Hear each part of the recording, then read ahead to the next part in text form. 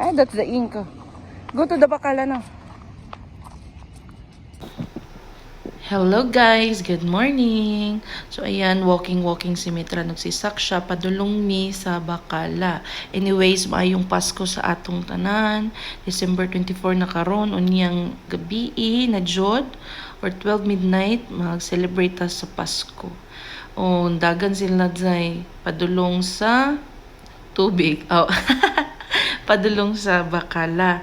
Kanang Bacala dinhi mura na siya 7-Eleven sa tuwa kay 24 hours ang open.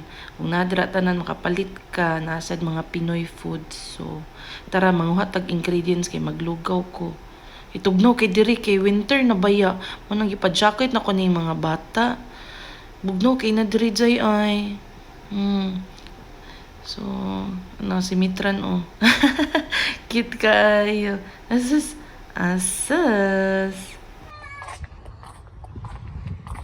Hi!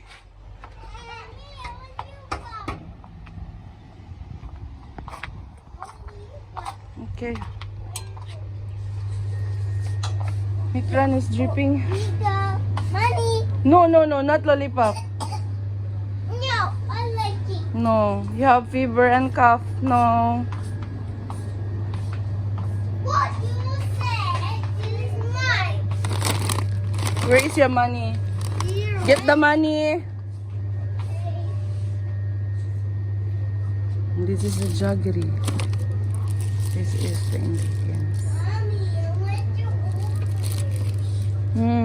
Shut the light, Give me money. So, muna ni atong finished product. So, mauni ang lugaw or gitawag nila sa India na sweet punggal. Kanang yelo-yelo nga murag mantika dira, gi-butter na siya. And gibutangan ako og raisin. Actually, nasad ni untay cashew nuts pero wala ko kakitag cashew nuts sa Bacala. So, raisins na akong gibutang dayon, fresh milk, and jaggery. Kanang jaggery, kuan na siya kanang sugar ba pero all natural na siya kay gikan sa sugarcane. Nami kay ni day so mga nami mamahaw nami day. Bye bye. Mamahaw ta.